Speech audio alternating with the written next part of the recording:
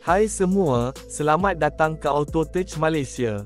Hari ini kami akan kongsikan segala yang anda perlu tahu tentang Honda Civic 2025, sebuah model ikonik yang terkenal dengan reka bentuk bergaya, prestasi hebat dan penjimatan bahan api yang mengagumkan.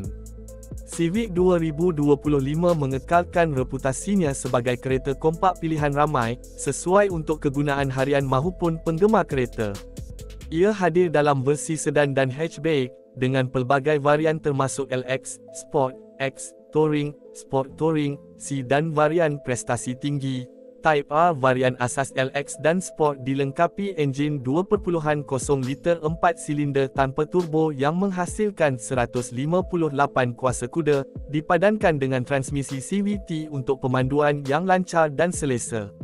Bagi varian lebih tinggi seperti X, Touring dan Sport Touring, enjin 1.5 liter turbocharged digunakan, menghasilkan 180 kuasa kuda, gabungan mantap antara kuasa dan penjimatan.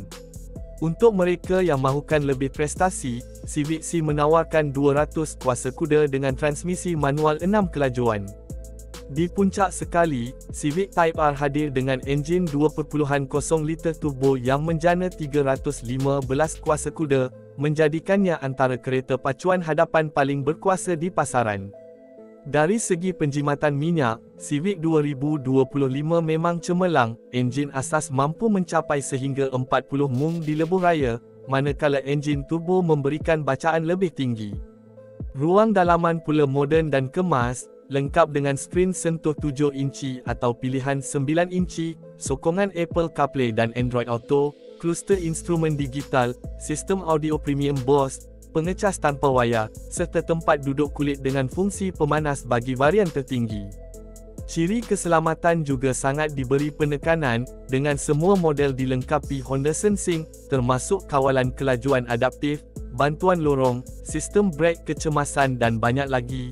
Harga permulaan adalah sekitar RM110,000, anggaran berdasarkan pasaran AS dan boleh mencecah sekitar RM210,000 untuk model Type R. Sama ada anda mencari kereta harian yang jimat atau mesin prestasi hujung minggu, Honda Civic 2025 adalah pilihan terbaik. Kalau anda suka video ini, jangan lupa tekan butang like, share dan subscribe channel AutoTouch Malaysia untuk lebih banyak info terkini tentang kereta dan teknologi otomotif di Malaysia.